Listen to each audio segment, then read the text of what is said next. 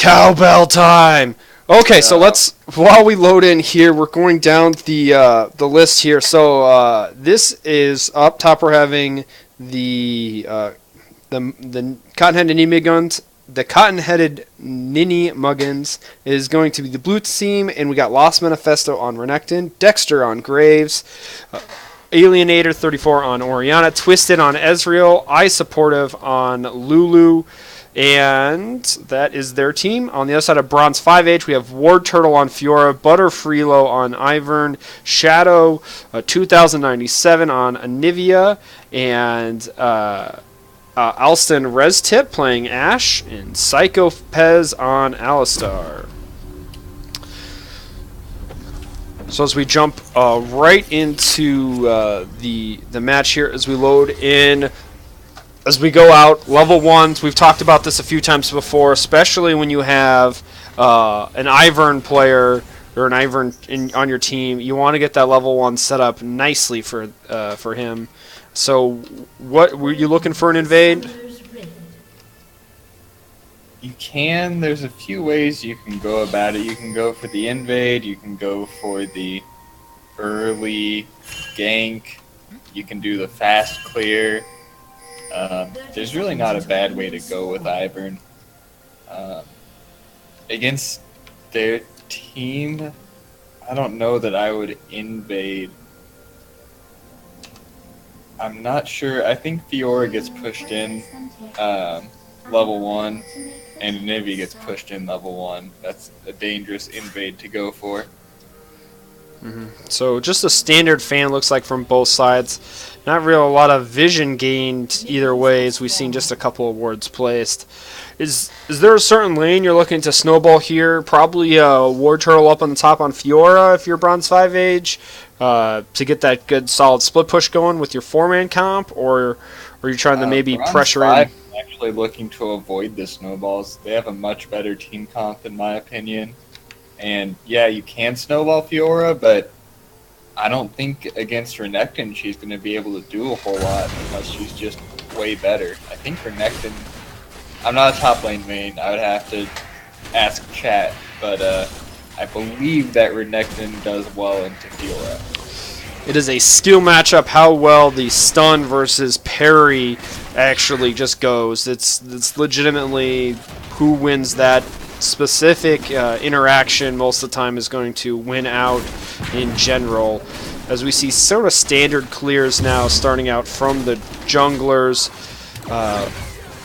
Ashe and Alistar definitely got an advantage early on because they don't have to, help with the Ivern in his jungle clear. So Ivern's going buff to buff. It looks like he might go for an early gank. He didn't take his Gromp thing. Yeah, he has to probably come back for it. We're just going to kind of let the directed camera just take control a little bit here at the beginning. And that is the key right there. Lost Manifesto taking the bad trade. He didn't get the stun off. Ward Turtle was able to parry it. And with the combination of the stun being in minions and getting that true hit proc damage on Fiora, Renekton has gone down the less half. But he does start off with the that new item, the new Dorn Shield, which is going to allow him to regen a lot more health in lane and hopefully stick out this matchup a little bit more than the old one did, where he maybe would have had to trade with Dorn's blade. Is now go for yet another trade, this time Renekton getting the better of it. Orianna DC'd. Oh no. I missed the DC. Missed the first blood. Stood there, and Nivea auto-attacked her to death. That's unfortunate. That is unfortunate. So, while we are in a pause here, I'm going to try and close a couple of things, because apparently it does not like... Whatever was going on with my CPU does not like the...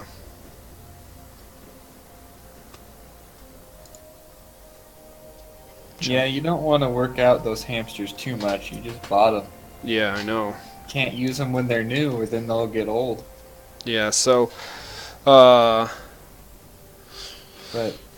yeah, that early kill for the Anivia, that's going to be a rather large pickup for the Bronze 5 age, as well as the advantage they're getting in top lane. Oh, looks like the Orianna's back. We should be going here pretty quick. Excellent. We're resuming. So I was mistaken earlier. It just takes Ivern's little circles a while to pop up on the minimap. He went for the, not the greedy clear, but the full clear. So he is level 4, highest level in the game, ready to game. Flashes out in top lane, and down goes the Renekton. He once again took that one. It's all about the parrying, the Renekton stun, and he didn't get the better half. You know, Fiora was able to parry it properly 2 out of 3 times, and when that happens, Renekton's gonna die. And then the invade from Ivern, who is in perfect position to punish that teleport.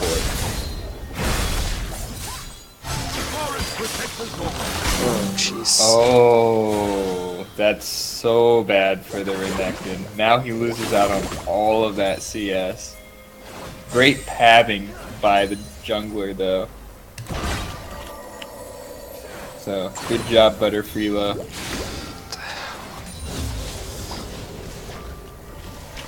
Now, Graves is looking bot side. He's looking for some jungle camps, but can't find any. He's got a deep ward. No, he's not going to go for the dive. Probably a wise decision there. And apparently I'm not the only one having a little bit of computer problems tonight, as Orianna has DC'd it looks like yet again. I'm going to, sorry people, I'm not exactly sure what's happening.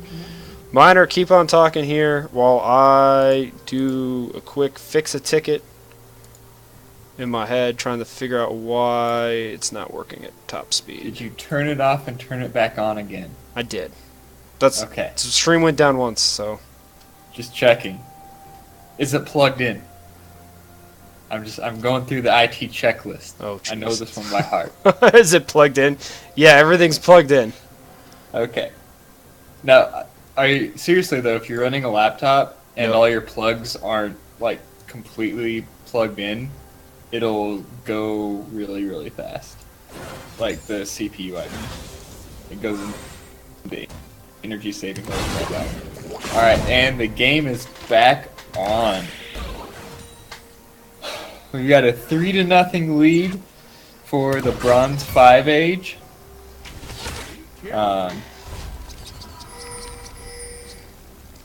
It's just not looking good, but the Fiora getting a kill and an assist, and up more than 10 CS at 5 minutes, getting back to lane with a full phage and another health crystal.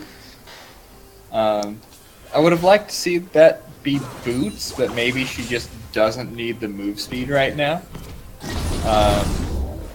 Yeah, I'm not a top lane main, so elaborate on the that. phage will give you enough move speed, and the whole trading stance in lane is letting Renekton try to come into you. So hopefully I've fixed my visual adaptations by tweaking a couple of things on my end. So looking good here. This poor Orianna, I think the DC's really put her behind. And, well, the teleport play coming out from the Renekton has put him behind. As for the bot lane, though, looking for something good here for the for Team Ninny. Twisted is up by 10 CS over also Ristripton in a and a kill. And a kill. I missed the kill entirely. Sorry about that. Due to, well, just, you know, Lulu being overpowered right now, we got some jungle action going on. Graves is trying to hunt down an Ivern, which I'm not sure is the best idea, but he's going for it. Fiora's almost all in the Renekton up in top lane, as we're going to go back to this jungle. Well, it's not really jungle action if Ivern just runs around goofily. I mean, Graves was shooting him. Graves was shooting him. It's an Ivern, so. Yeah.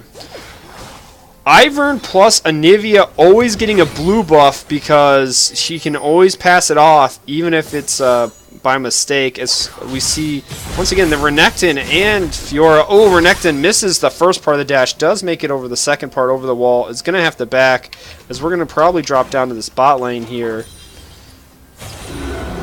where it looks like... sorry, my settings on my end are freaking terrible tonight. I don't know what's going on. Let's check Ivern doing this weird invade.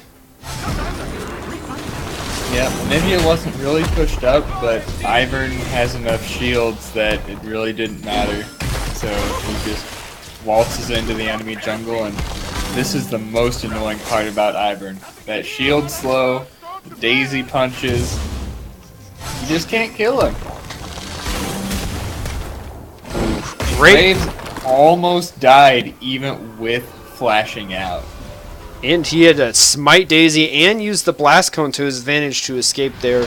So we should be finally good on my end. I apologize for the struggles here early on as we see Ivern. Oh, he's going to go down to bot lane. He's gone through the tri-bush. He's been seen by the ward as they go for the retreat. But there's the E out from the Ezreal. Alistar misses the flash headbutt combo, and nice poke damage from this Ezreal going back in as they were able to pretty easy escape, just only burning one summoner. Yeah, the match has kind of settled down a little bit after the initial 3 to 4 kills. Everyone's just kind of farming it out, taking a chill pill. Top lane's getting a little bit of action, but there's just some in-lane trading stance, and kudos to the Renekton for only being down 14 CS, 15 right now, and just not feeding the Fiora, which is good.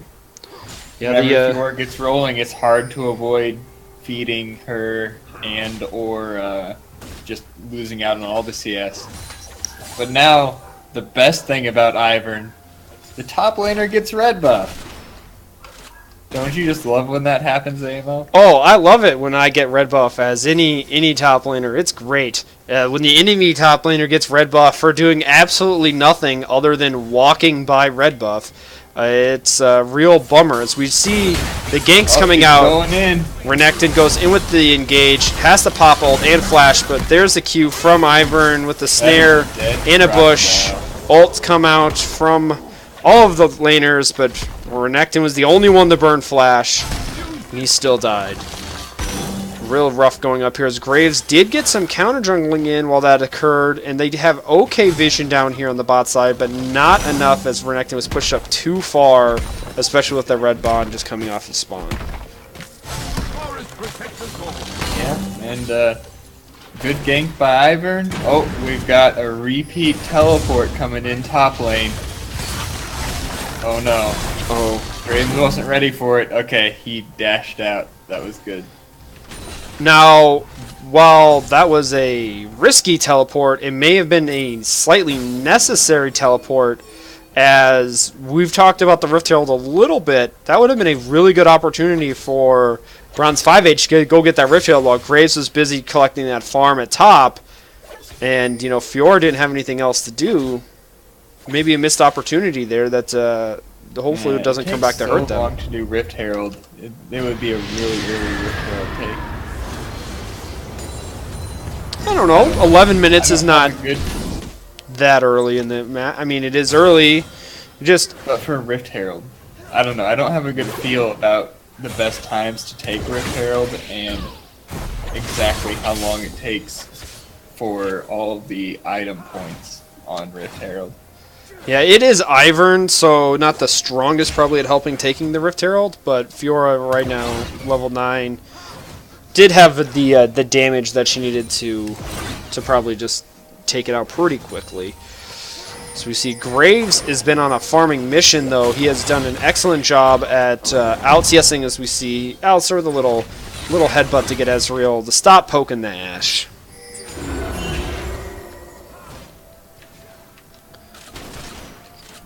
Looks like they're establishing some river vision. Good job going as a pair. Twisted tried to go all in on the Alistar. As soon as his ult popped, Lulu's ult popped as well on the Ezreal to keep him safe. And now Graves is clearing out the pink ward as Ivern's going to try and come in with a gank down in bot lane. Ooh, he's way ahead of his bot lane. Yeah, good call to back off there.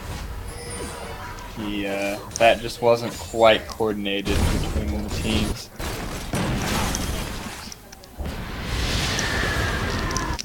Uh-oh, we've got some action in the jungle.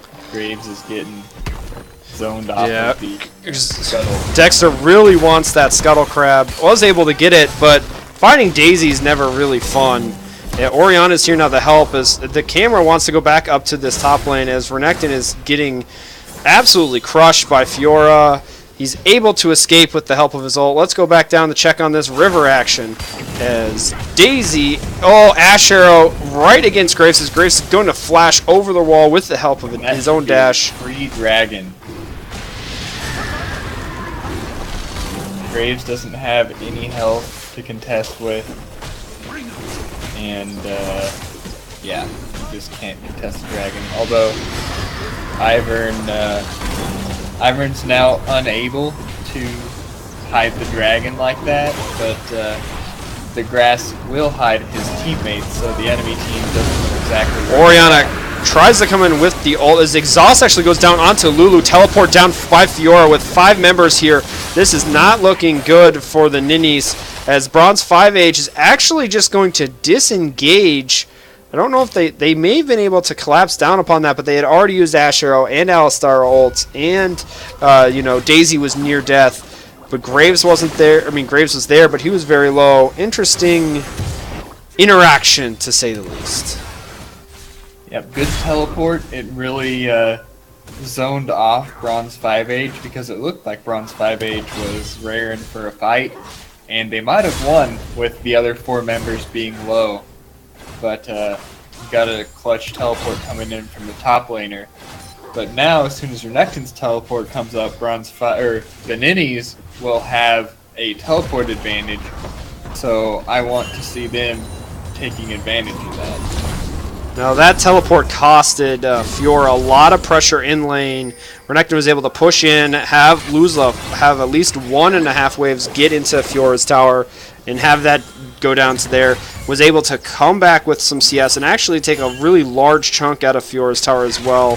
So after Renekton probably gets this the Black Cleaver here, probably just needs to straight go tank because he's the only tank. He's the closest thing to a tank in this game other than like Alistar. We got Alistar and Daisy. So oh, Alistar goes in. She makes someone a tank.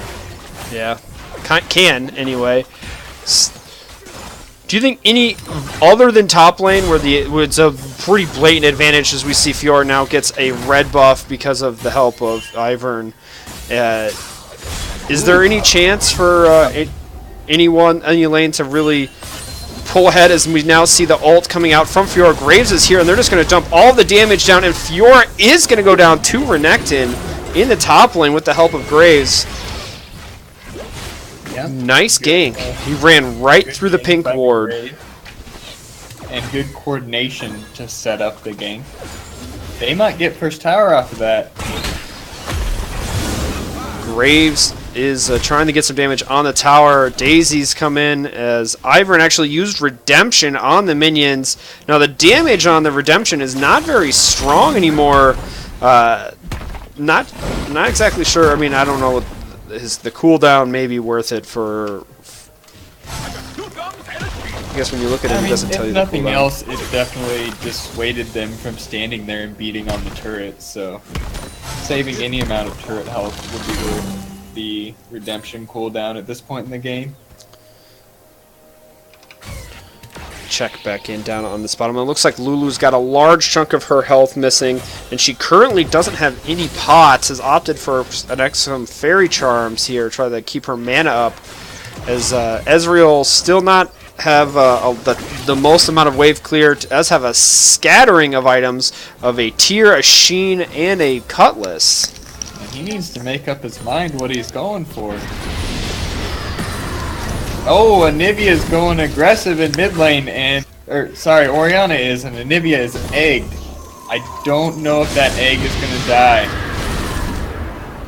And a good wall saves the Anivia, but mid turret could lose some health here. Yeah, well, top lane is looking for a game. Ivern and Fiora are going top lane. Renekton's just going to flash out instantly. That's not going to be enough. Probably should have saved his flash there. Pops the ult and the Q, trying to live. He is going to live through it, but guess what, Miner? What? Fiora has the Rift Herald. You think they use it right They here? do. She uses it. Where's Graves? Graves is in the bottom half of the map as Ezreal is now running up here to see in this top wave if they can stop it. Where's the charge from the Rift Herald? First one of the season, and with 2 more auto attacks with the help of Ivern and Fiora. That is the first brick in the game as Renekton's trying to get up to the minion wave. Not the best idea is Daisy is, probably going to be spawned here quickly. Fiora's going to go all in, and this Rift Herald does not care about minions. Goes charging yet again into the tower. That one's down to a quarter health as Daisy's going to work on the champions. The Rift Herald's going to work on the tower, and they're going to peel off. Graves has been sitting in this bot lane the whole time, 2v1ing, just trying to keep that tower alive as Orianna lost the pressure in mid lane with Fiora coming over. Now, it's good that the Graves was able to hold that lane, but with all the summoners up in bot lane, there is no reason why he should have been able to hold it. Just Alistar, Flash, Pulverize, ult, Headbutt. And we have a Renekton teleport. He's teleporting to the Tribush in the bot lane here. He's going to try and go in. Graves, it looks like, has dumped all of his damage in onto the Ashe and Alistar as there's a response teleport from Fiora. And that's it. Well, that was exciting teleport action from the top laners. Although, because of the teleports, Ezreal might get a turret in top lane in response. And Dragon spawns in 10 seconds, so I don't know if Ezreal's going to be able to come down. That wrap over by Fiora and Ivern helped Anivia catch that tier 1 in mid lane. Ezreal... It's a Mountain Drake. Now, Miner, you showed me an article the other day about how Mountain Drake is really only a win more button. It doesn't actually help you that much if you're behind because you never get to the towers or to the these, dragons, barons to use it properly. And the only reason why you take it is so the other team can't. Yeah, statistically speaking, the Mountain Drake had the lowest, how did they put it, increase in win percentage of all the dragons. Now lowest, wasn't it still like 54 or 55% win increase? Oh no, the largest win increase was a 20% from Fire Drake. Oh, 20%. Maybe I was reading a different part of the article as we see some trading going down in here in bot lane as Renekton's trying to get in onto this Ashe. Mid lane, there's a gank on the Orianna. Oh, and she had to flash out. So we're going to swap back to bot lane here as Renekton is able to get a kill in onto Alistar with a lot of the damage coming out from Ezreal, who does have a finished Blade of the Ruin King, but Fiora is on a mission to pick up something, but she is trapped between a bunch of people as Renekton's going to able to ult out. Anivia walled herself off as she's not going to be able to get around that very easily. Nice stun comes out onto the Renekton, but now flashing out, and Ivern's here, got the root in onto Graves. Orianna Ball is sitting around the corner. Her ult is up. Here comes Daisy for from action. There's another root. Orianna is going to have to ult early. Does not actually land it as she died too fast. And they are going to run away from Daisy. Renekton is really low, but that is a good redemption for some heal and DPS. Fiora is just absolutely wrecking face right now. Ezreal does not stand much of a chance. Excellent flash but there's the stun. Come on, welcome more poke damage. Daisy, too strong. Ivern shields, too strong. Redemption, too good. And yet again, Bronze 5, absolutely crushing in this early game. And by Bronze 5, Yeah, I mean Fiora and Ivern. The only thing I'm gonna nitpick here, instead of taking a dragon, it might have been better to take a turret. You mean what Ashe and Anivia are going to do right now? Well, but they could have pushed as a team and then retreated to get dragon. I don't know. Ashe was busy running back from base because she had died, so... Yeah, it's just stylistic. A dragon is never something to turn your nose up at, and now they have 2 dragons, which already makes Elder hit pretty hard even if they don't secure another dragon for the rest of the game. There's an answering turret in mid lane here, although that might be a dead Orion. Yeah. Jeez. One combo does take Ashe down to a quarter health. Was absolutely, you know, Ashe did get the kill on Oriana, but that could be some trouble later on if Oriana can get another couple items. But she's starting to fall really far behind in the CS and levels right now at the moment. As well, she's level 13 to her opponent is also level 13. Just being 0-3 and 0 is just really troublesome, and being down 2 dragons, they're in a tough situation right now, especially because this Fiora is going to be able to start split pushing. They are, and I think that the dragon that hurts them the most is actually the air dragon for the rotations. Interesting that Ivern's gone Knight's Vow as well. So, I mean, who's he putting that on? Fiora? I mean, does it? Oh, nope, on Anivia. Okay, that's sustained ult damage. That does make sense because Fiora is going to be split pushing. I would imagine if Fiora teleports in, he might switch to Fiora right quick in order to help her stay alive in some of the bursty situations. But it looks like the game is slowly breaking into the split push mid-game that we predicted here. Ashe is playing with fire a little bit since she doesn't know where Graves is, and he's kind of hunting for her a little bit. He is. Dexter is on a is he mission. Gonna get her? Oh, Flash the ult, and there's the ult from... Ooh. That's Dexter going too hard, too cheese. Not enough. As Ashe I mean, it was a good idea, right? He just when he flashed for it and he really forced it, that was where he went a little bit too hard. Yeah.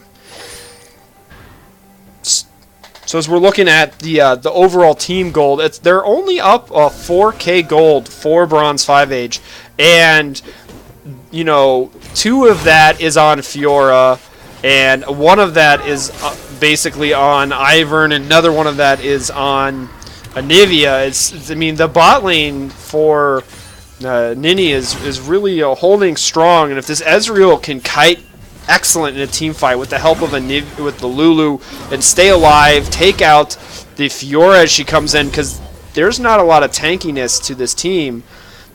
In a great shockwave, that can really turn the tide, man.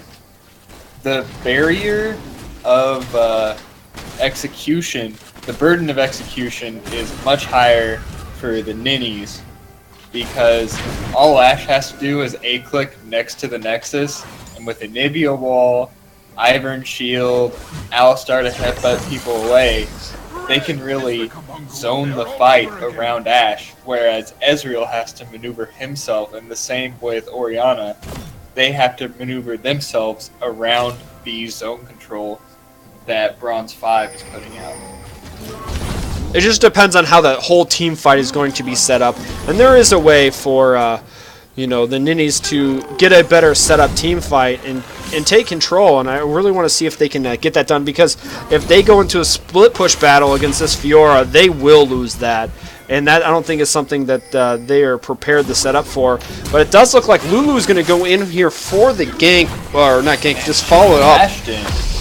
Daisy's been summoned, and we're going to have a 5v5 match here. We'll see this great Orianna ult with combo with the Graves. Takes down Ashe before she can deal any DPS. It's actually 4v4 as the two Fed members on both teams are not here. Graves, he hasn't done anything this game but farm, and it's paying out right now because he just got 2 kills. You can't ignore the Orianna ball. I don't think they could see it. Goodness. As we now have Ninnies threatening to do Baron, you can't do that with Fiora here, and Nivea, and their jungler's still there as Dexter gets a little too close to Ivern and does get snared, but is able to walk away. That was going to be so good for Bronze 5H. One a Nivea wall, an ult down. Oh, but then that Orianna ult, that was a great Orianna ult. The Orianna ult pulled them in. Such high priority. Graves ult plowed him down.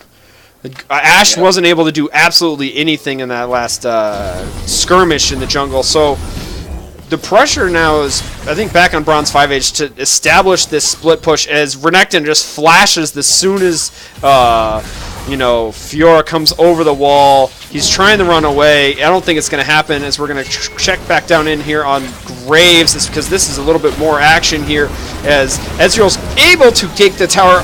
Orianna with a great shockwave gets enough damage to take down the Ashe.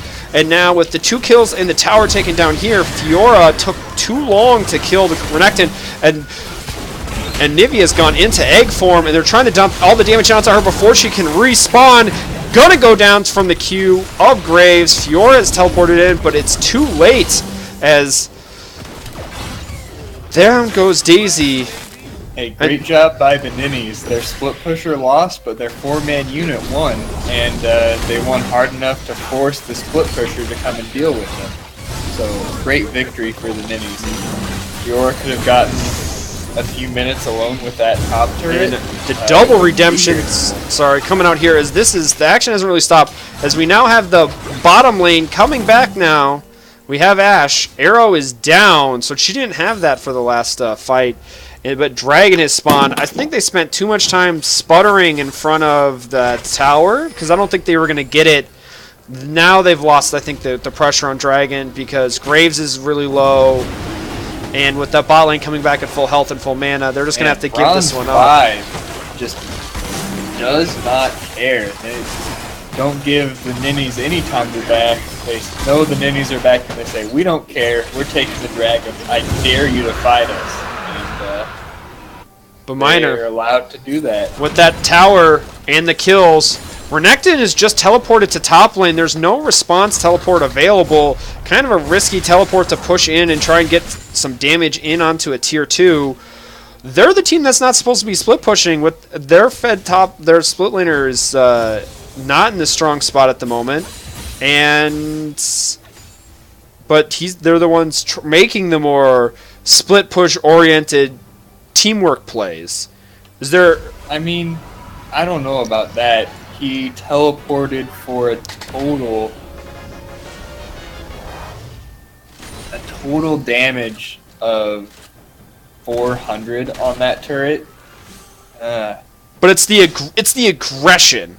That's a really aggressive play. There was nothing else there for them to do, and it was probably not the wisest thing to do. But it's an aggression as he's eating in onto Ivern, and Ivern has to flash away as Graves also flashed in.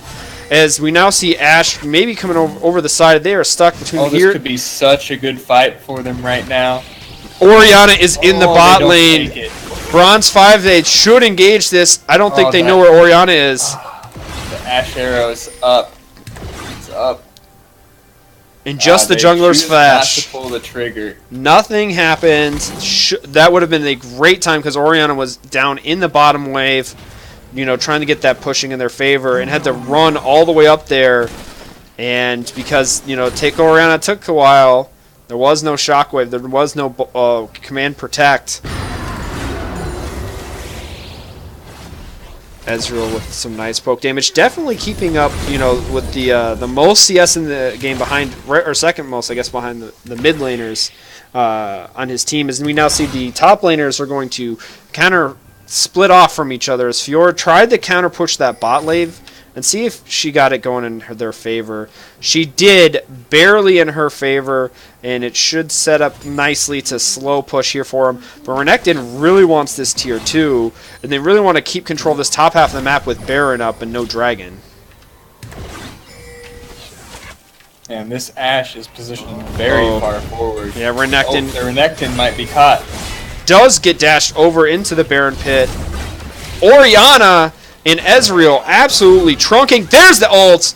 Twisted, taking out Alston wrist tip. As Graves says, I care more about CS than kills, and pushes in the wave.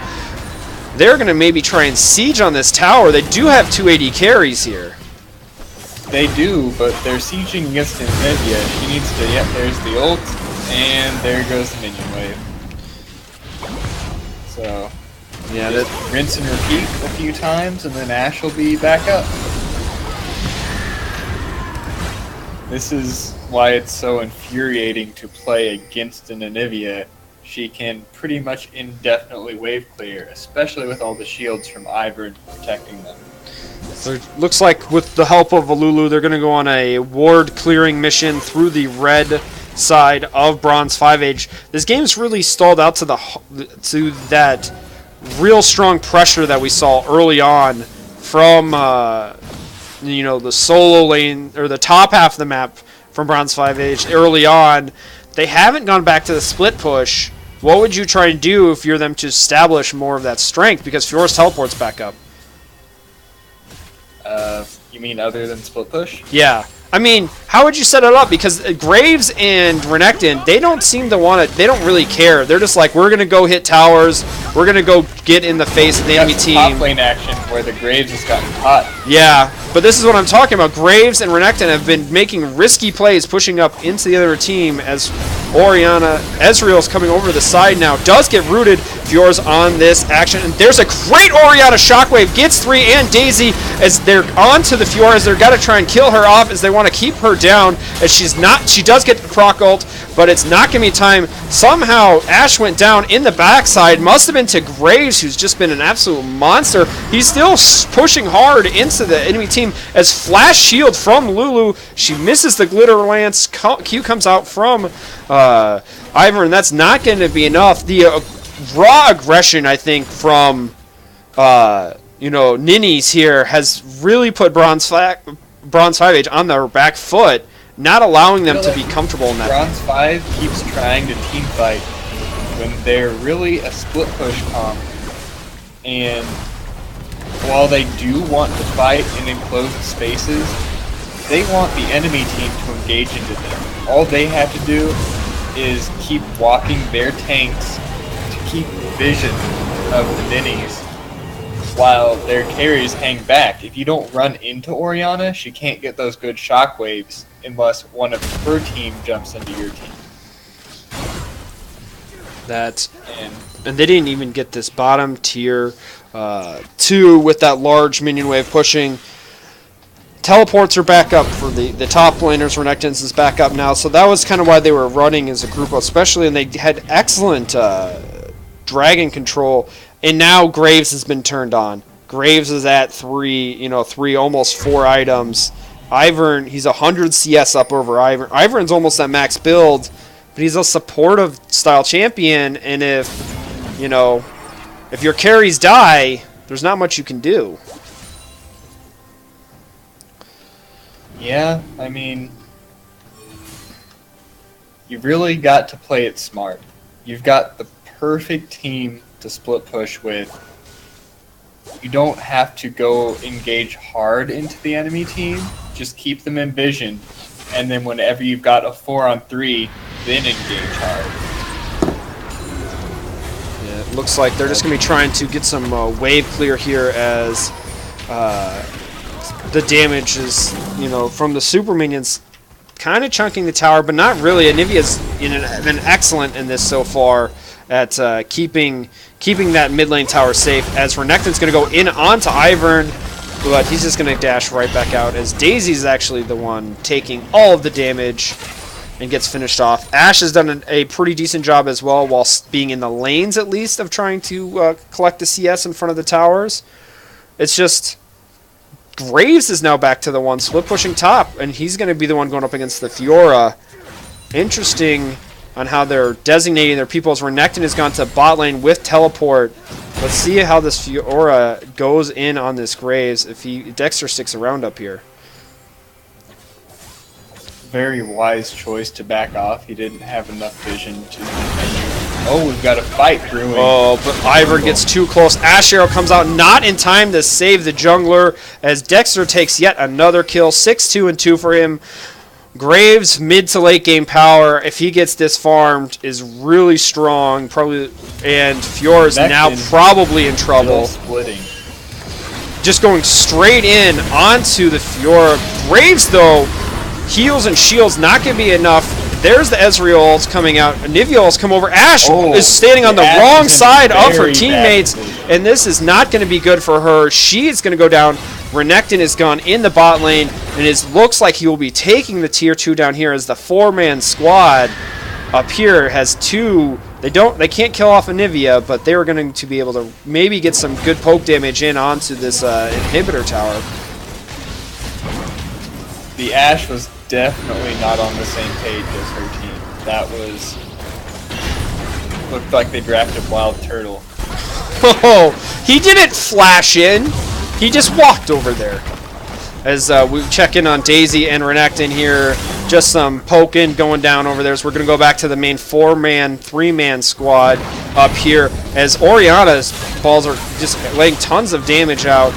Oh, the 2-man stun and immediate kill on the Ezreal. With Ezreal down, this is not looking good for Ninnies. They had position strength, but Nivea able to stall out for her team. And Graves is able to finish off Fiora, but Guy's trying, as Baron is now come off. Renekton is going to have to try and just run away from this Ivern here, as Lulu is also speeding towards the mid lane. If they go for a clean ace here, I wonder if the Bronze 5 Age is going to Dragon. I hope that they do. I hope that they go to Dragon as quickly as possible, and it looks like that's what they're doing. They've got power play on the map, and right now that's the most powerful objective. Their lanes are not in position to take any turrets. And if they time it right, no, it's actually a little too long to wait for the Fiora. It would have been really Ezreal ult. Is it coming out? It's too late. He did Twisted did try. He's going to clip no one as it flies by. Just sees that it is gone, besides the fact that the nice announcer lady told us as well. So with Dragon up, Bronze 5 Age has the advantage with that burn damage, but it's only going to be for the next minute and a half here. And they may be just busy, reestablishing their wave control or how their waves are pushing. They may not be able to properly use it unless, Ninnies just charges right into them. So Alistar also has a Knight's Vow. They have 2 Knight's Vows, a Redemption, and a Locket. So they are decked out with support items in the Bronze 5 category, whereas Lulu has a Redemption and a Mikhails. You need the Mikhails because there's the Ash Arrow onto Graves and nothing.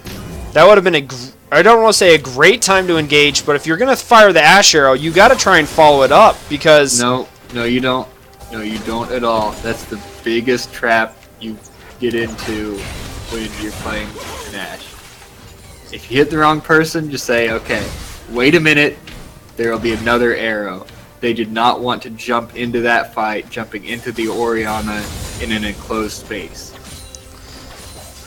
I'm just surprised that Ninny is pushing so far forward with their minions here to try and, control this red side again. Baron is up in 40 seconds. Let me click on one of these people here. How much time is left on the dragon buff? Does look like it's going to be enough time. And there's a great snare onto Lulu, who has to burn her ult on herself as Fiora's going to come over the wall, jump in onto the Renekton and try and get some damage off there. Redemption's going to be spent just on the Renekton as he's the one taking all the damage, has to flash over the wall. Daisy is off by herself, just attacking the support as Graves said, F you guys, I'm going to go the top lane, and takes the tower. Fiora's going to teleport in onto this, and they're going to duel it up here as Ashe is now running in. But, you know, they're come over the wall as the 4-man squad's chasing down the 3-man squad. Heal comes out from Ashe as they're trying to keep the burn damage on as Fiora are duking out. Fiora finally wins the duel up in top lane, but that's in her own base. There's the second Ashe arrow, as we might have just talked about, taking down Lulu. Renekton's going to be able to slice and dice out, and Ashe gets yet another shield from Ivern. Is going to stay alive, and down goes into egg form is Anivia, and Ezreal's probably going to have to just run it out here as Baron has now spawned. He's not going to be able to try and keep it up as Daisy's now here with slow coming out from Daisy. Ezreal does not have flash or heal. He's just going with Blade of the Rune King and his ease to try and escape. That's not going to be enough. They get aced with the help of Anivia and Ivern. Fiora should be able to take down at least this tier 2. If not, watching the Ivern take down kill Baron. that Ezreal was like watching one person kill a dog by beating it with a wet newspaper. That was so painful to watch. Like, why are those shields? Oh. It looks like they're going to be going for the inhibitor tower, which they take. So, Ninny's traded top lane inhibitor tower. They did get. They lost tier 2 inhibitor. They lost tier 2 mid lane. They lost inhibitor mid lane tower.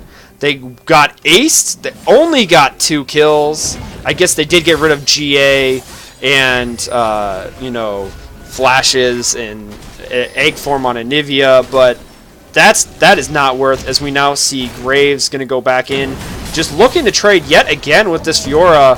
Dexter, I think you would have learned after that last duel, she's stronger than you at the moment. But there's a Lulu with him. I mean, Lulu drastically increases any AD's damage output. Well, Even if it's Graves, it makes him reload faster. so much that they're just going to go straight rush the Baron here as they started it up. Graves still getting some poke damage in. Renekton slice and dice in, gets the stun onto Anivia with the knockup from Orianna ult and Graves ult knocks down Anivia with no range zone control. Ashe arrow comes out, hits the Ezreal. He's able to get that Mikhail's off as Dexter and Fiora are going to go back at it yet again. Renekton's going to try and come in. Orianna, that shockwave combo with the Graves is absolutely crushing Bronze 5 for the second time this game. And now we're going to have a Baron fight. Round 2, Miner. Yep. They're This time with burning down the Daisy. Baron, but Graves. Oh, Ezreal gets snared, and with that, probably going to not go down, able to E out as there comes in dashes, and shields are coming out, and Fiora is going to try to go in onto the 80 carries, is going to get able to get the ult off in the snare. She's going to get the double kill back there, and with that happening, Lulu's going to be able to run away. Orianna's running away from this Ivern Ashe combo. Too many slows, too many stuns, snares, just not enough. Didn't even need Anivia for the zone control in that. They've taken down yet another tower. Bronze 5H looked rough in the mid game here, but in this late game, these 5v5 team fights, they've really stepped their game up, and looks like they're going to take yet another inhibitor tower, and with these death timers, they should get 1 inhibitor, if not 2, and the Baron. This game has been back and forth, and Fiora definitely put in some work killing the carries in that team fight, but Ivern and Alistar put down a lot of shields and a lot of CC. Okay, they're just going to be able to win the game. I underestimated the damage they can deal to towers. Forgot they had a mountain and a ZZ Rot, and well, Fiora's at almost 6 completed items there, so they win the game, up 3K, but the 3K they're up was legitimately 1, 2, the last 5 towers, right? It was tied at the end of that team fight in gold. the back and forth in this match. Minor, great way to kick off these playoffs. Great way. I agree. That was a good game. A lot of back and forth. Both teams taking initiative at different parts in the game.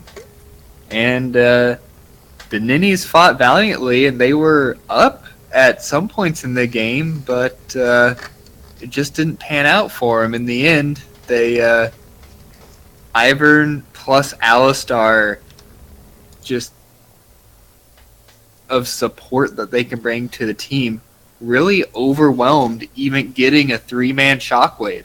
Because they got the 3-man Shockwave right before the winning fight. But and that's how they killed Anivia. And the 4v5 won. They did. The 4v5 won. There wasn't any way to peel Fiora off anymore. Lulu did her darndest. I supportive. What I'm going to say was pretty excellent. Did you see that Mikhail's Crucible? As soon as the Asher hit, on point. The Crucible was on point this game. Excellent job from the Lulu. Alistar was getting in there. Good play overall by all of the players in this match. As we just kind of take a quick skim down the charts here, both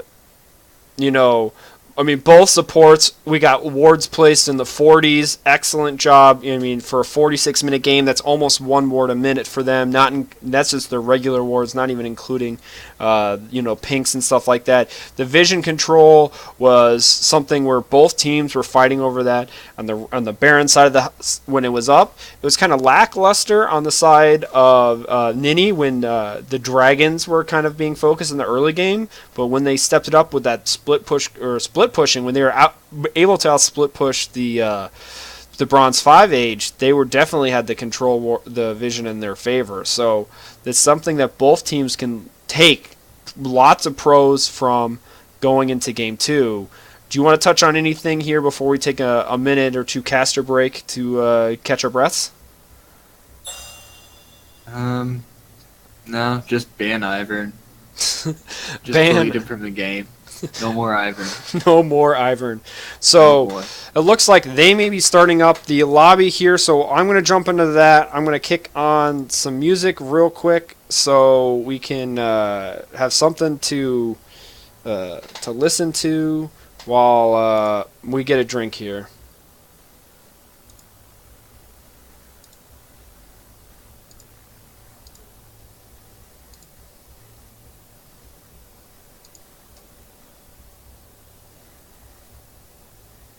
Maybe if it goes. Ridiculous.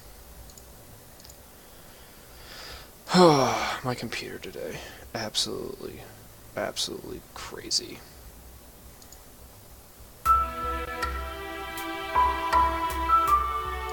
Get ready for me to treebag you. Hey now, can't we just be friends? Can someone tell me who the hell is this guy? Cause there's already a talking tree, the one and only Malachi. I'm like a giant sequoia, just a bonsai. Cause I'm more than enough wood to keep the summoners satisfied. I know you're scared, so hide inside a brush. The next thing she's hugging is about to get crushed. So listen up, and let me tell you what's happening. I'm bored up on this track, like I'm bored up on these Zeppelins. You're all bark and no bite. Keep on complaining, and I'll have to put you on mute. All you do is Mao cry. I should call you Baby Groot. I understand that you have been a part of League of Legends' roots, but you need to get with the times. You are due for a reboot. The only fruit that you can bear are member berries. Like, remember I was so good I could even AD carry. What a joke. If you go bot, you'll die to poke. And I'm just here to school you like my name's Professor Oak. You think you've got me stumped, eh? Friend of the forest? You're no friend of mine. I'm about to turn that tree body into a twist tree line. I'm a classic. Majestic as a sycamore. You're just so tall and weird. Kinda like a little executor. Keep getting carried in battle by your friend Daisy. And you don't even really go. Why are you so lazy?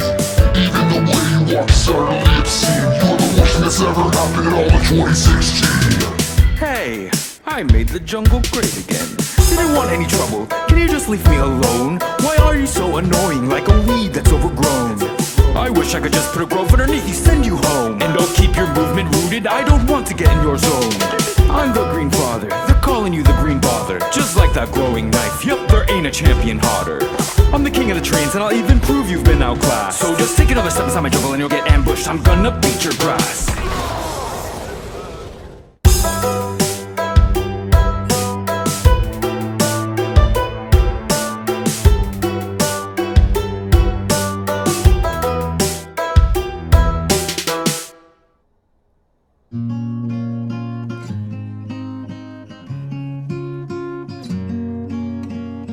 He'll place a grove down on the floor to ask the jungle creatures for support. There's so much swagger in the stride. A new tree is here, so move over, Maokai. If there's trouble and you need some cover, Alvin's always got a perfect place to hide as he waits for his mossy lover to spawn. Yeah, he's the jungler for the lazy. When he's tired tagging Daisy. If you think that brush looks suspicious, better keep your distance. Tell your team to war well, cause he'll steal your boss with one spell. If you think that brush looks suspicious, better keep your distance. That loss of vision is a pain. Never know when Groot is creeping to your lane. And when you think you've had enough, he's gonna throw out a root and fling himself right at you. If there's trouble and you need some cover, Alvin's always got a perfect place to hide as he waits for his mossy lover to spawn. Yeah, he's the jungler for the lazy. When he's tired tagging Daisy. If you think that brush looks suspicious, better keep your distance. Tell your team to war well, cause he'll steal your boss with one spell. If you think that brush looks suspicious, better keep your distance.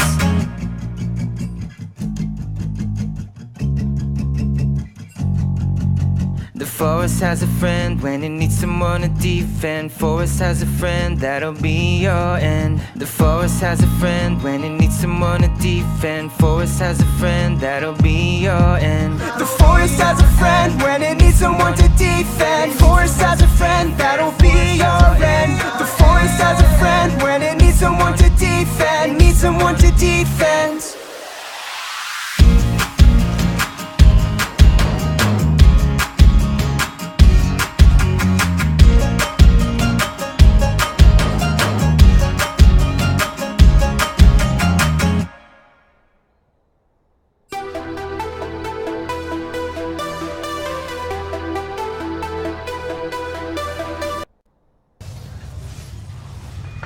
Never gets old, huh?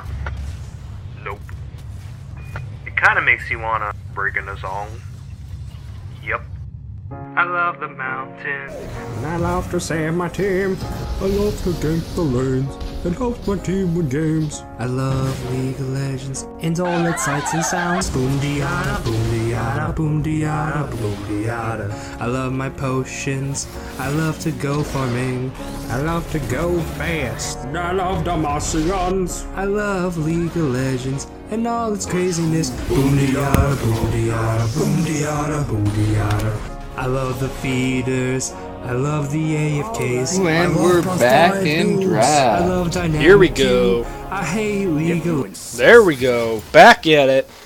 Here we are. Round numero dos. Now let's see how the pick bands have adapted after game one. Oriana. Now, I do have to ask, was Bronze 5 the favored team?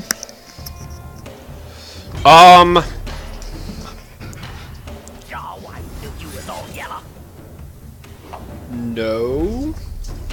Maybe. No, this is first versus fourth, correct? No, this is 2 versus 3. Ah. So what were their records? I totally forgot to even talk about their records going into this. So, yes, let me pull that up. That would have been something great to talk about in the pregame show. As we talk about, I'm pretty sure Bronze 5H is the 2 seed going into the division here. No, NinnyMuggins is the 2 seed with the 83% win record compared to Bronze 5H, and they were at 42%. So it looks like they had the same record as the Hellkites, and the NinnyMuggins and Team Atlas had the same record. So really, the 1 and 2 had the same overall win percentage, and same was 3 and 4. So Bronze 5H stepping it up in Game 1 as we see a Nivea band coming out from Bronze 5H, and they're the team that ran it, Nivea, and the Ninnies banning Renekton, and they're the people that ran the Renekton. And so now we're going to have a Syndra versus a Veigar in mid lane. That would be I feel like that sweet. could go really badly for the Veigar. Or the Syndra. As Lulu is once again getting put on iSupportive, he played a really strong Lulu in Game 1. Like that, seeing that come back out here in Game 2. I want to see if Twisted can get on a champion to be more controlling in this bottom half, because that seemed to be their strongest laning phase.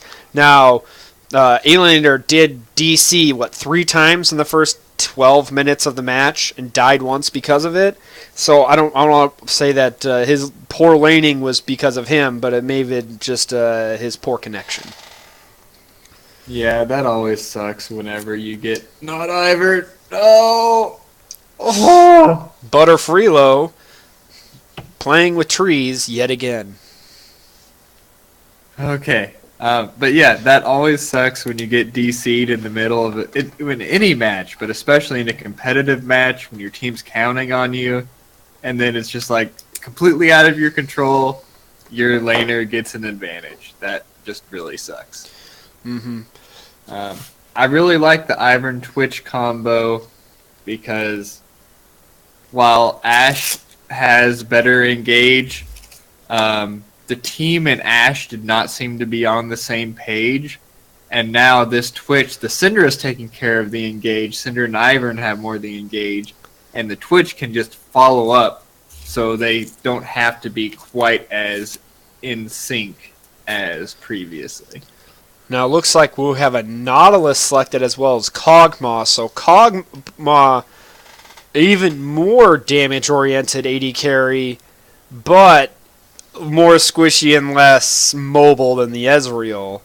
But he's got a Lulu and a Nautilus and a Veigar for the circle stun. Yeah, well, Ezreal had Lulu and Orianna in Renekton to prevent Fiora jumping down his not throat. Preventing anything. Okay, that's true. Not a peeler. Yeah, I tried. Okay, so it looks like they're going to stick again with the Alistar into Lulu and Fiora into Nautilus. So how does that matchup go, Amo? If long as Nautilus can clear out the minion waves without dying, it goes okay. But the problem is Fiora has parry, and guess what? Fiora can parry your ult. Fiora can parry your hook. Fiora can parry your auto attack if it's the charged auto attack with the whatchamacallit, where it snares you. So if you get parried on any of those abilities, you're going to lose out pretty hard. Now you do get a little bit of a shield to maybe the boost you Veigar up. was a proxy pick. Oh, no, we're getting question marks, so that must have been unexpected. Yeah. Okay. So Because if that... Huh. I wonder what's going on there. I'm not exactly sure either. So, as they... We'll let them do the picks here as I will scroll up and Miner watches that to get it straightened out. Okay. They proxied their last pick, which is why the enemy team did not know what was going on. I guess it didn't really matter if they told them because they immediately dropped. Yeah, kind of weird to. I mean, you can always proxy your last pick, and as long as you tell them, right? Well, I mean, yeah, but I mean, they just told them right there. They didn't message them because I mean, there were no. It was over at that point. Yeah. So. Do they throw it up in the Slack? Sometimes people put it up in the Slack, and I always forget to check there. Nope, nothing there. Yeah. So, All right. did you see what the prick is supposed to be? Udyr. If you insist. What? So the Vigor was not a proxy. Udyr was the last pick. So Udyr, Nautilus, Kog'Maw, Udyr. Lulu, and Vigor. I shall endure. I own Spirit Guard Udyr. It is a great skin, and I played the hell out of Udyr seasons 1, 2, and 3. Chaos will follow. Probably just let him fall off a cliff in season 4. And then there's that one month where the stupid AP run super fast split push thing was popular last year for a month. He was fun during that time. He was changed recently, right? He was. Now his turtle stance heals him for his max health. Mm-hmm. So that's a plus for the tank Udyr.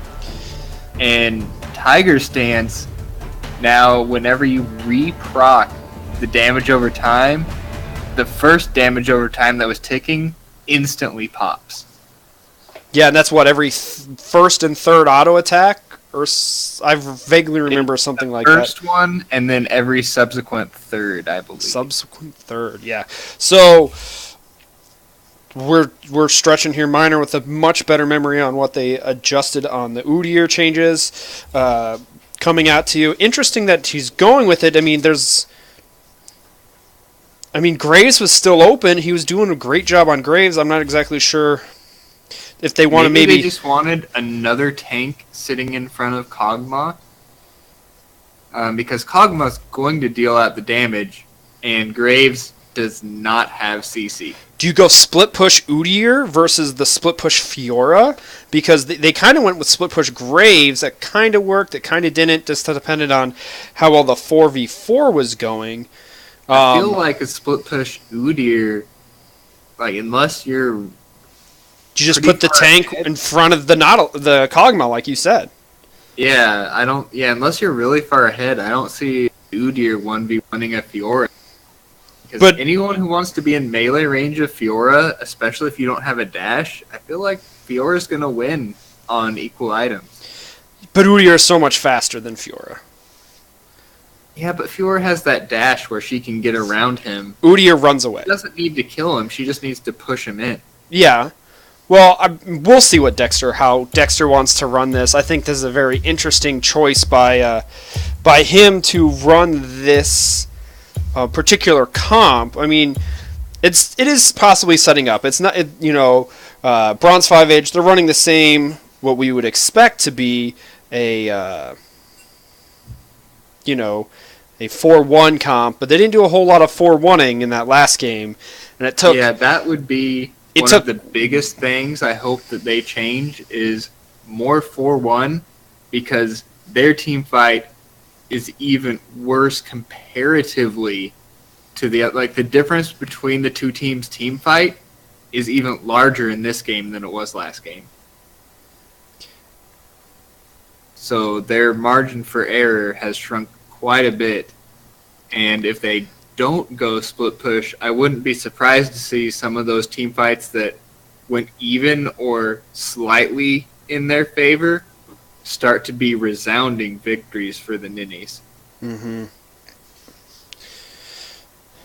I don't think the Fiora is going to get, a 2-kill and 40 CS lead pre 7 minutes again in this match either.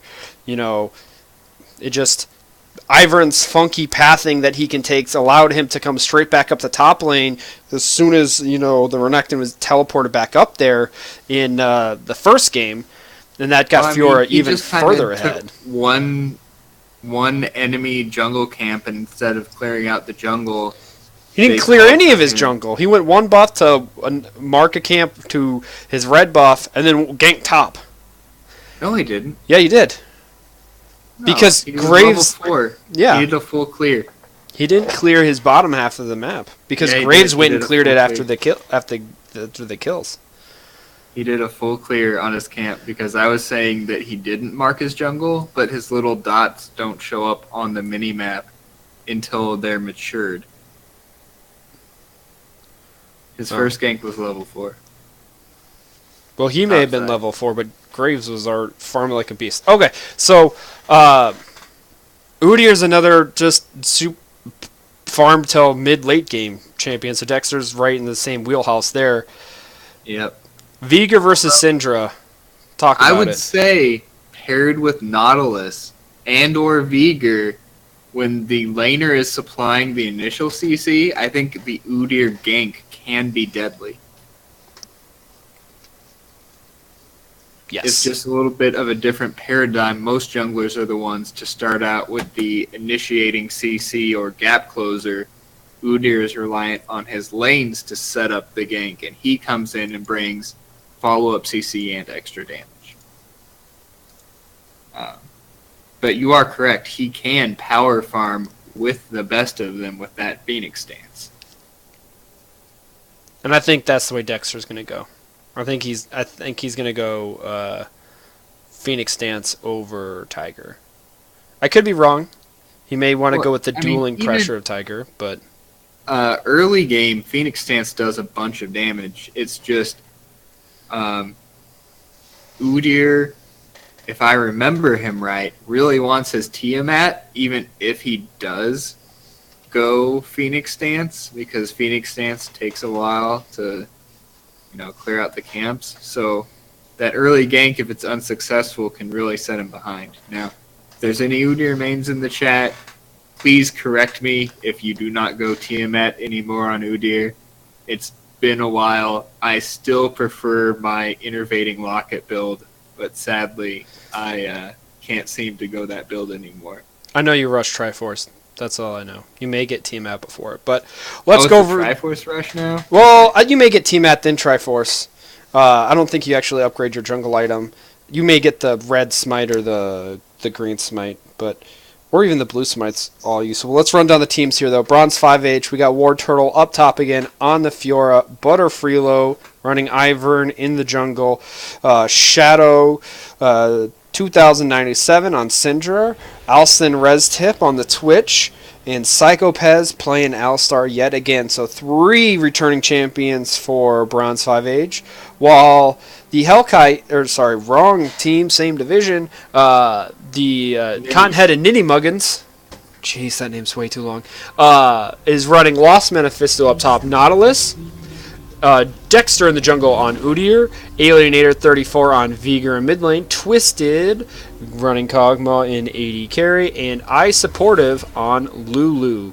Once again, and in typical Vantage fashion, we have a pause to start the game out. Yeah, pause. Let's make sure all of these computers are working and ready to go. And apparently their support got a bug splat. Yeah, there we go. Well, this guy didn't get a bug splat, so yay me. Hey, there you go. This sometimes you gotta take the little things in life, Miner, and just be positive with them. And yellow screen cast is way better than black screen cast. Yeah, that's true. Now,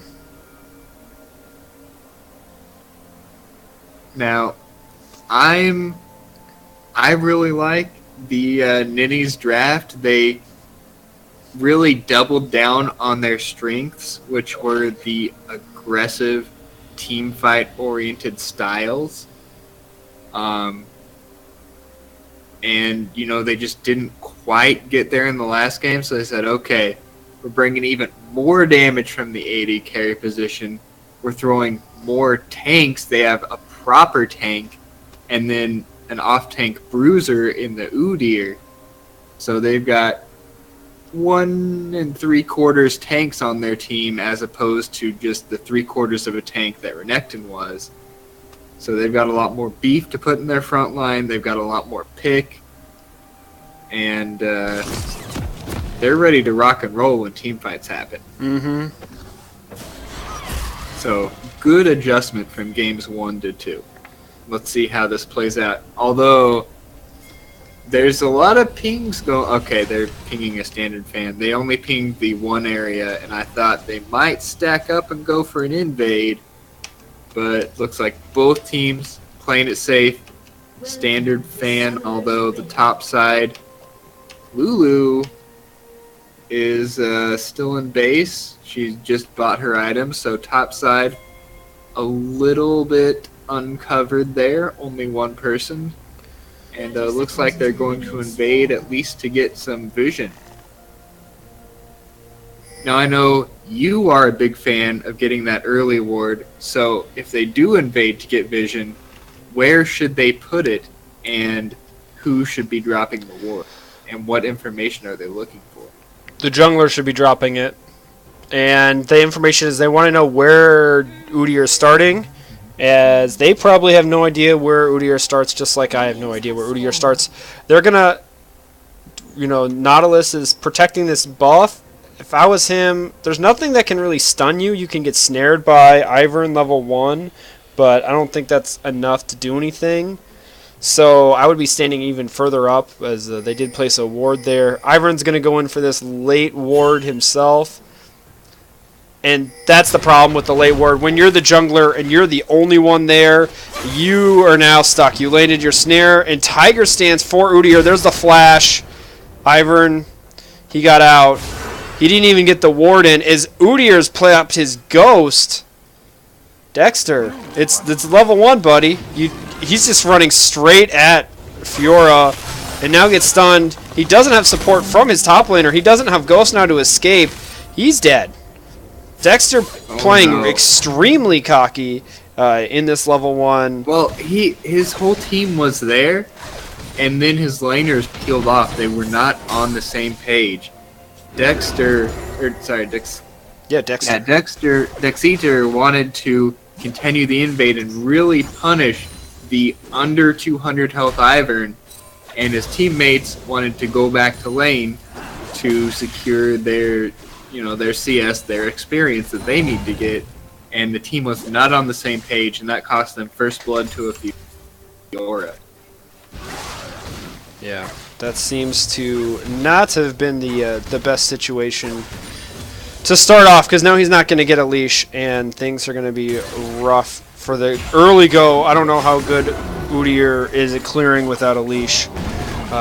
As we see some poke damage going in on here, just in the bot lane, just some trades going on early, as Lulu is probably going to win out against the Alistar, unless Alistar gets those heals off in a timely fashion. Although that Twitch poison was getting some good damage in as well. So, yep. At least in the early goings, bot lane playing aggressive, but pretty even for the most part. We'll have to keep an eye on that, because like you said, that Lulu will eventually overpower the tank support.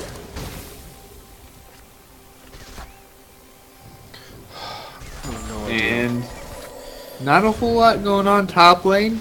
We're just going to run in here for a gank, as we see the headbutt and pulverize come out from. There's the flashes come out with exhausts. So flash is out from Twitch with the heal burn. Flash out from Kog'Maw. Ghost was not up by Udyr, who's now going to go in for a little bit of a jungle invade, as Lulu's going to try and push in the minions here. Both the mid laners pretty full health, just trading up a little bit of mana and spells, as Vigor is up in this farm. Definitely good gank. Oh, he's going for another gank. No. They're pinging for it. No, the Syndra was pinging the help, as it looks like the Ivern slow does get popped, and with one nice little auto attack, lays a little bit of pressure down as Udyr is going to run and take the Blast Cone into the Dragon Plant. Oh my gosh, the Blast Cone into the Dragon top Pit. lane, the Flash. Nautilus. Oh, Nautilus burnt Down. Flash, and then the Fiora Flash killed him. And he has to teleport back as soon as possible because he is losing a lot of CS. Yeah, Lost Manifesto not getting any good luck here in the top lane against the Fiora in either one of these matchups. Surprised they didn't ban it, but maybe he'd rather face this Fiora than that Kled that we saw earlier in the season. That I would definitely rather see the Fiora than the Kled, personally. If I had to play against that Kled was brutal, man. If I had to play against that once, I'd say no mas. As we do see the now one of the cutest skins in the game, Pugmaw, just getting some CS, trying to stay, up with this Twitch. Definitely is going to be a lot stronger if he as soon as gets his items. Then the Twitch will be, shredding through. The tankiness once again is only the Alistar 4 Bronze 5 Age, whereas the Ninnies, they have more of a tank in the Nautilus in the top wave, who bought boots on his first back, and that's it. Well, I feel like if it helps him live, it's a good purchase. I don't know a whole lot about Nautilus playing, but I feel like just buying another Doran's ring would not really help the Nautilus live longer. No, as Fiora does hit 6 and is able to just go around the ring and just knock all of the stuff up as she's going to tower dive. Man. But here is Udyr with the gank, and she went too far. Down she goes, and it looks like Her teleport is up, so she can teleport back to catch that wave, and the Nautilus lost out on quite a few minions. Yeah, Udyr fighting Ivern, though, is going to lay down a lot of damage. Looks like Dexter has first itemed the attack speed item, the recurve bow. Interesting. I mean, it does give a little bit of proc damage now, if I'm not mistaken. Yep, an extra 15 physical damage on hit. And since he is going Tiger Stance... he must be going for the attack speed jungle item. Yeah. That's the only... Well, unless he wants to go Blade of the Rune King. Now, Blade of the Rune King you can run on Udyr. I've run it before on him in top lane. Back when you could top lane him, that was one of his core items up there. Because it gives you everything that you want. Some life steal this and attack Fiora speed. has a wicked freeze going on right now. This Nautilus is going to be super sad. Oh, wait, she killed one too many minions. But Nautilus is walking up anyway, so... Oh no, they got under tower. No more freeze. Just kidding. Now, Syndra has gotten blue buff, as we'll see if Udyr wants to pass on the blue over the Vigor here in just a moment as he's about to start it up. But Udyr is, needs blue himself, as actually he's decided to keep it. Smite that guy down, continue on his clear as we see Ivern going to go in for a gank. Is Alistar got to the back line of Kog'Maw and Lulu just doing the best try and stay alive. Body blocking for her AD carry as the little pug cannot, does able to escape, gets away from Daisy, and Nautilus taking nearly 80% of his health on top lane goes able to back safely this time, does not go down. Yeah, but all the minions that he's going to lose to turret, he needs help fast. They need to rotate the bot lane top. Like, if they let this happen, it's going to be another Kled game. Oh no! And Ivern is stuck out in the middle of nowhere as Vigor is just gonna help lay in some stun, but nope. The bot lane has come up here to support as flashes have been burnt from a couple different people, and a ghost burnt by Dexter, but he went too far as he's now going to try and spam his abilities to get the speed boost. There's the exhaust coming out, and there's the ult from Syndra. Not enough to kill him, but there's the Smite Dexter, smite! He's staying alive. Come on, run, buddy, run! And down he goes. He almost had the great escape. Almost. But, not to be. And just not enough damage there while catching Ivern out between, the Udyr and the Vigor and the Lulu on the Ivern, sorry, in the jungle, in the river there, as Nautilus gets his health chunked all the way down again, and with the jungler being down, it's yet another free dragon for Bronze 5 Age, and I think this is where the Ninnies need to focus. You say they need to get Nautilus out of top wave. I agree with you, because they haven't been using their bot lane appropriately to protect these dragons, which Bronze 5 Age is now in 2 games 4-0 in dragon, or technically 5 because they got the Elder Dragon in the last game as well. Oh yeah, you're right. I forgot about that. Yeah, you're correct. The Ninnies got Baron first, right? Yep. But Bronze got all of the dragons? Yep, they got all of the dragons. Yeah. Oh, okay, so Udyr's providing some assistance. But, oh jeez, is the double step? There's the problem. Oh, the stun, parry. and she's just going fighting. to ult. She's not even backing up in the she's going to ult. And holy crap. Dexter's going to go for it. Oh jeez, hand it. Someone take it. Someone take it. Jeez. Oh. Barely able to escape with his life there. Hey, risky play. As we see bot lane, ganked by Syndra, gets the stun off on the Lulu, but she got turned into a pool noodle or something. I don't know what the pool swimsuit Lulu turns people into. I'm going to say pool noodle. Sounds good to me. Able to survive there as a Dexter.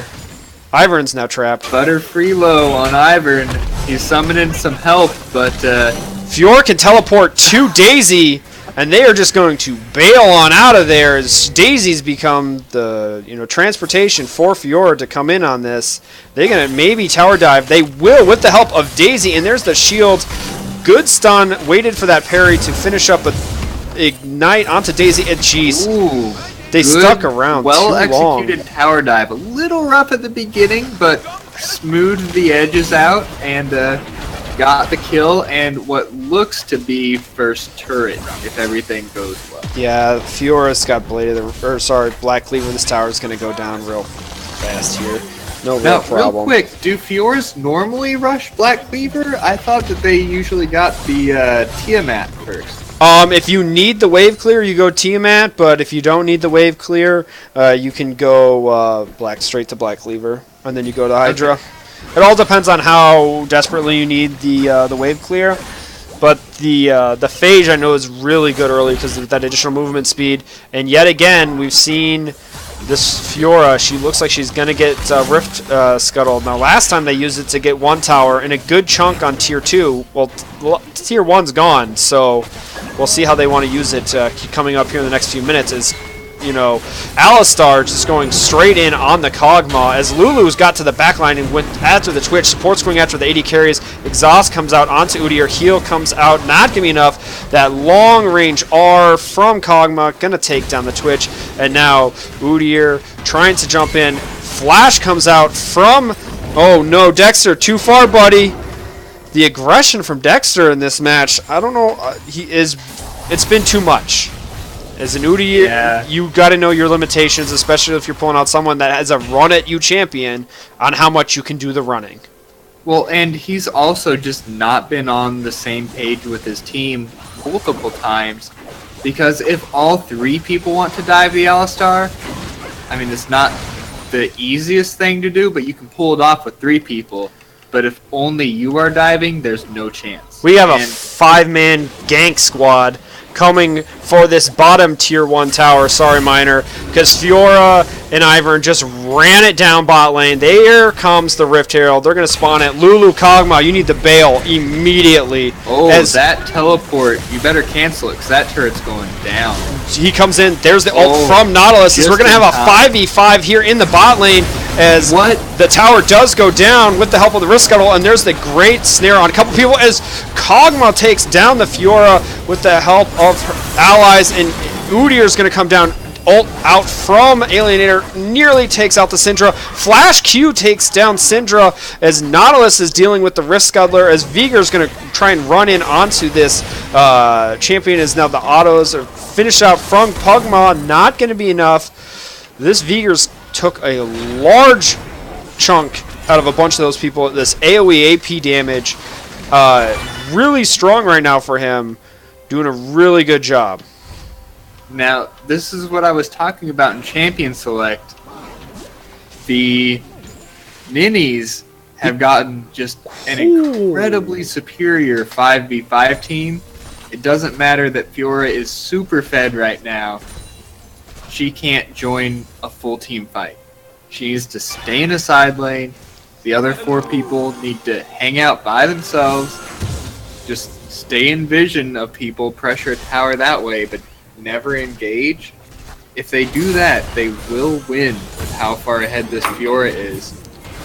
But it does not seem like that's their playstyle. Oh, well, Viger got caught out, no flash. Just got pushed up too far. Tried to use the cage offensively instead of defensively.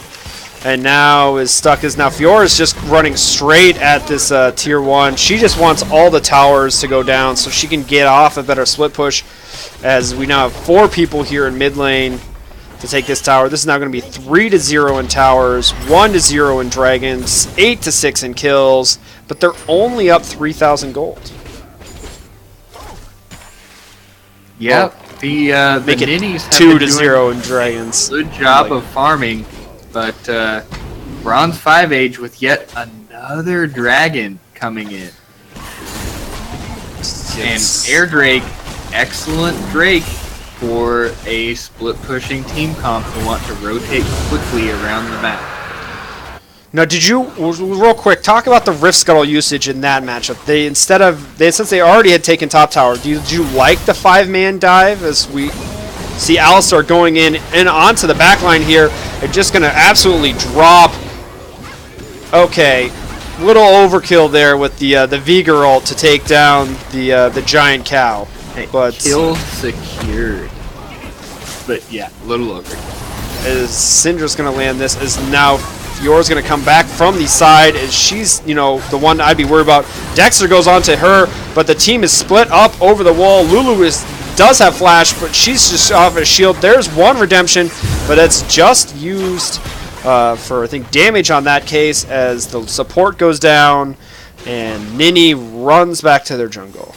So now, when I was talking before the game started, before the whole match started, I was saying I really like the usage of Rift when you put it down and then 5-man dive. I still agree with that, and that's how they tried to use that. But when your team has such a disadvantage in a team fight because of your team comp, oh, we got a fight breaking out. Oh, jeez. Well, it's not much of a fight when the Udyr gets snared and then dies to 4 champions because he's trying to clear a ward. Yeah. Hey, he got the ward. He did get the ward, but objective complete. He died for it. So I think Bronze 5 is really pushing hard this this early game here. Where in the mid game they're really pushing in, and they're not going to let what happened to them in last game where they stalled out. And Ninny came back really strong with some good rotations and taking towers and getting that Baron and got going. This case, they're the ones applying the pressure, even though it is just 5 people. It seems to be just charging at them. Yeah, I would agree with that assessment. Yeah,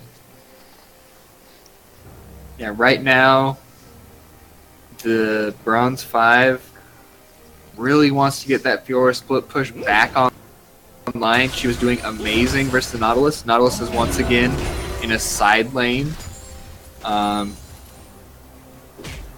And yeah, that's exactly where Fiora wants him to be. That's where she wants to be. They're set up for success. They just have to execute on that strategy. Mm-hmm.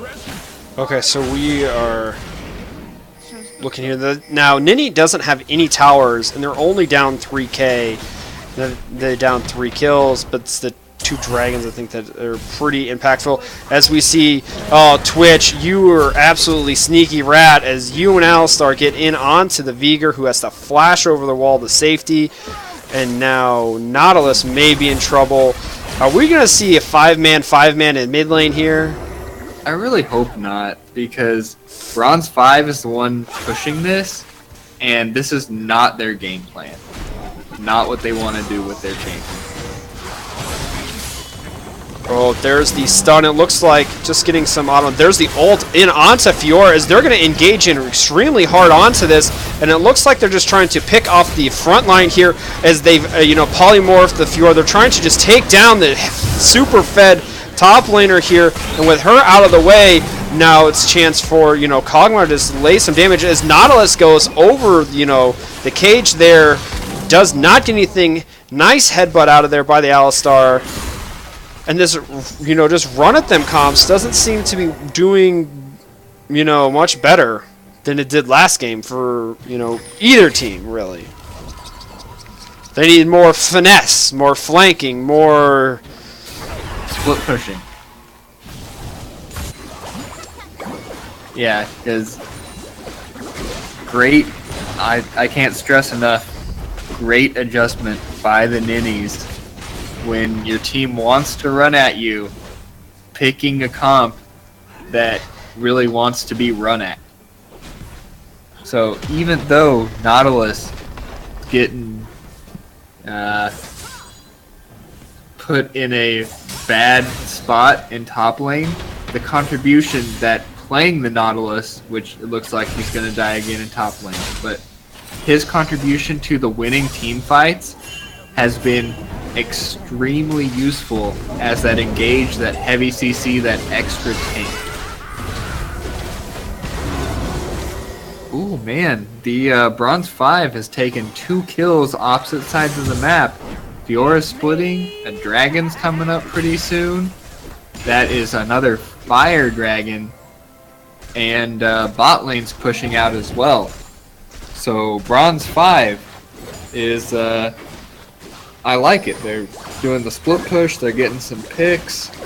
Now, the picks were Lost Manifesto and Dexter, just like in the first game, being way over aggressive when they didn't need to be and pushing up way further than they should have been.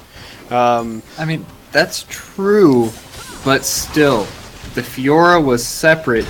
There wasn't a 4-man group, but the Fiora was not grouped with anyone. She's off splitting a lane, and look, she's pulled 2 champions up to counter her. They can't send 1, they have to send 2. So now, 4v3, you can run at them with that 4-man unit because the critical part of the Juggernaut comp is defending against the split pushing Fiora. Yep. As, Dexter may want to try and get in here for a smite, but he doesn't have flash. He does have ghost up, but he's the only one here. And they've not been on the, the same page, the top half of the map and the bottom half of the map, as the bottom half of the map is just showing up. And great stun by the Syndra, but it looks like he just absolutely destroys the great teleport by the Fiora. I really like the flank, especially when she knows Kog'Maw is not there. They've got a guaranteed numbers advantage, and great all-around teamwork. Fiora has definitely learned here. She's gone to split push bot lane, whereas apparently the Alistar didn't, and neither did Twitch. They just ran straight at the enemy AD carrying support sitting under tower waiting for the wave to crash to them, and they died without minions or any pressure. This now allows Ivern to roam over to Kog'Maw to roam to bot lane and just clear the minion wave. And Fiora's not going to get really any time on this tower. I mean, both teams know that's a mistake. It's obviously a mistake. But just remembering your win conditions. If everyone is dead except for the support and the AD carry, you don't need to fight those two if your Fiora is in a different lane splitting. All you have to do is keep those two occupied while your Fiora takes free objectives. And we do see Dexter with that Tiamat, and does look like he's going to run into Phage. I want to say he goes Trinity Force, but he could go running something else, as he's going to take the first tower for the Ninnies here. He's going to once, twice, not 3 times the lady because the minions took it. Now, there's a 4-man unit running rather aggressively down mid lane for Bronze 5. Okay, good peel off, good establishing vision by the Ivern. And that's an often overlooked part of the split push, is getting your team to help establish vision on the split pusher side, because the split pusher by themselves cannot supply enough vision for a safe split push. The wards in this game have definitely been lackluster compared to the first game and how good their vision is, as Viger is trying to kill the Ivern, not enough. And there's the flash headbutt pulverized from Alistar. And because Ivern lived through Viger's full combo, they just fully engaged right on with the Twitch, with the Alistar, with the Fiora, and with the cage down, with the AD carry down. There is no wave clear here. This should be a free tower. And Ninnies, they're going to try and defend it. It looks like they're being really brash about getting in there, as Nautilus goes straight to the back line. Not sure why he's going that deep in there, as, you know, it's just one wave they prevented from taking it one wave earlier, and it still is going to go down. I'm not sure if that was the best decision, as it looks like they're going to Bronze 5. They're just going to push in here. They're going to get the inhibitor tower. Now with 4 of the 5 members up now, I think they should be able to get this and peel out safely. Kog'Maw does not have the protection of his tank. And there goes the first inhibitor. I want to throw kudos to Psychopez specifically, because even before, like, there could not have been a call to go in that quickly. He immediately flashed in. The whole team knew what was going to happen. As soon as that Twitch ulted and got one shot off, the Alistar was flashing as soon as he ulted. The whole team, same page, aggressively going in. Follow up on the not enough damage from the Viger burst. And they do see Dexter jump over the wall and into the Baron pit to clear out the pink ward in there.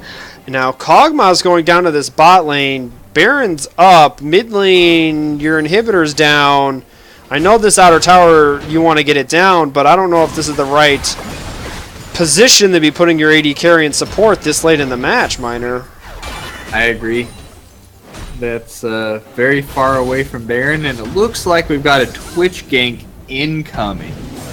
Yep, and Udyr's not going to get much of a chance to escape through this. He does get off one auto, but one stun's not going to be enough, as he is going to fall down. That might be a free Baron. Yeah, with the AD jungler. With the jungler down, AD carry and support in bot lane, this is a free Baron for Bronze 5 age. Kill Fiora, and I also want to point out, good job by the Fiora to go defensive, because she's already going to 1v1 anyone. Oh, we got action. Fiora zoning. But she's already going to 1v1 anyone she goes up against. So as long as you can do that, why not build some more tank, especially when your team is a little bit She's light. Teleporting down in onto this, trying to see, let's see if she can 1v2 the bot lane here, as they were just getting some poke damage in, trying to get as much towers taken out as they were able to get one tower. Twitch is going to open up onto this 3-man squad in mid lane, as Fiora is going to just follow the bot lane into the bush. We may see her go in here. I don't know if this is the best decision. There's the parry. I don't know why if you want to parry that. There's an exhaust flashing out. Kog'Maw is that's too much damage from Fiora. Not a polymorph onto. There's the finally onto Fiora. That should have happened earlier. Flash now. Udyr's going to try and get a return kill, but Fiora is up 3 items on you, Dexter, and that's a triple kill and godlike with Baron. Top lane's going to go down to this 3-man squad. Fiora's going to be able to take that bottom lane and just shove it right in to that tier 2. And this game's looking a lot cleaner for Bronze 5 age. Yep. And that Randuin's Omen reducing the crits, adding the extra damage and health. If that Fiora had gone full damage, I don't know if she could have survived that. Well, Alienator tried, but just the ult was not enough to kill the Twitch there. As they get pushing in, how much? 206 ability power additional on this Veigar from his passive on his Q, but still not enough to take out the AD carry. As there's the ult from Nautilus onto Twitch. It looks like we're going to have a 4-man versus 4-man here in the top wave. As Daisy been summoned, and there's some redemptions coming down as well. Syndra ult's going to take out the tank and push back the Udyr. And Udyr, if you can't run at him because of all the slows and pushbacks, it's really hard. Kog'Maw getting absolutely beaten up now by, Baroned up minions. And the minions actually have taken down a Nexus tower from the Ninnies as well, as this looks like an absolute control with this Baron push. Yeah, the Ninnies with their 2 Fire Drakes already are really just dishing out much more damage in addition to their gold lead. But they might have overstayed their welcome in top lane, but meanwhile Fiora in bot lane is taking objectives. Yeah, and with another couple autos, this tower is going to go down as well. And with this tower down, there's not much left that needs to be taken. Oh no, she could have gotten out. She went back in. Well, that might be a dead Fiora. Yeah, I don't know. She's going to try and take as many of them as she can with them. As the ult gets actually parried by Twitch, is going to flash in and 2 shots. Well, I guess 2 autos. The AD carry, and Pogmok goes for the passive damage. Not enough to take out the AD carry. Daisy's come for yet another return trip to the Rift as Syndra ult gets blocked off by Lulu shields and Udyr shield himself. Well, as soon as we said Bronze 5 was much cleaner than last game, they cheese it. They might have gotten a little bit lackadaisical with their lead. They did manage to take an inhib and an inhib turret after that, but they could have gotten the same objectives much cleaner, and it's not going to matter in this game, but in future games in that championship, a little lapse in focus like that could have serious implications. This is now going to be the 3rd Fire Drake, if I'm not mistaken. Yep, 3rd Fire Drake for Bronze 5 Age. I don't know if they need any more damage on this Fiora and Twitch and Syndra right now, but they're going to get it. They have 1 inhibitor taken down. The other one in mid lane has come back up. So that's plus 24% AP and AD. All that extra AP Veigar's getting from his, passively stacking abilities here is basically null and void versus this Syndra. I mean, if you just compare AP to AP, I mean, Syndra doesn't have a death cap yet, so if Syndra had got a death cap instead of like a Luden's, this would be a very different situation. Veigar's is trying to pump out as much raw damage as possible to defend against what's this in this last stand, but I don't think it's going to be enough, as they're just probably going to come in here, take this inhibitor, let Fiora push in the bot lane, take that inhibitor. With all the inhibitors down, it'll be just a matter of time until they close out the game. Good job. This is a split push. They're occupying the 5-man group and not engaging while their split pusher pushes. Until they roam over and try and... As Flash... Oh, jeez. Well, Veigar one-shot Twitch, so that can still happen. And Veigar's now going to try and go, but gets one-shotted by Syndra, so the carries are kind of out. Flash from Lulu not going to be in time to try and ult onto Udyr. He's going to go down. Ult is used on Kog'Maw, but poor Kog'Maw is just getting absolutely rock-shocked by the Syndra and the Ivern and Daisy. Fiora was busy dealing with an inhibitor. Somehow the Nexus Tower had fallen. Down goes Nautilus, and this is going to be a 2-0 for Bronze 5 Age in the semifinals against CottonHeadedNinnyMuggins. A good job by both teams. Both teams had some ups and downs, some rough spots, and some extremely well-played areas in both games. And I hope that the CottonHeadedNinnyMuggins come back for next split continue to practice over the little break and come back ready for vengeance against the Browns 5. Yeah, I just don't know if it's just a bad matchup for them or if it's something in their head. Maybe it's this just after that game 1 where they made such a good comeback and just weren't able to secure it in that last team fight that eventually lost them the game, and they just the teamwork at this point of the game just wasn't clicking at the same level that you would expect a team that's been playing for a couple months, at least just even if it's just once a week in the Vantage matchups, in their coordination. Whereas Browns 5H seemed to get their teamwork much put together more in the game 2, so maybe they just needed a better warm-up game. I'm not exactly sure how exactly that worked out, but definitely a strong performance from Browns 5H in the semis. I agree, and I'm looking forward to seeing them in the finals. I think that their games are rather exciting to cast. They're definitely action-packed. Actually, everyone in this division I enjoy casting because their games have lots of action, not a whole lot of stalling out and just make it to 50 minutes and we'll win a team fight. Lots of action, lots of proactive play. I enjoy seeing those kind of games. You missed out on the 72-minute game, didn't you, Miner? I did. Yeah, that was a struggle. The 72-minute game was a little rough, but other than that, as we kind of close up shop here in the playoffs, as we get going on, a lot of games were played tonight, a lot of matches played tonight, a lot more being played tomorrow. We will be having a lot of castings coming up. I'm going to try, once this closes out, I'm going to try and fiddle with my video and see why it kept tweaking out. I want to blame my ISP. I want to blame freaking MediaCom because they are a terrible company and they mess with me all the time. But it's probably not them. It's probably some stupid setting I accidentally changed on my end. So I will get that straightened out for tomorrow. We will be having a double match feature tomorrow coming up from the top division.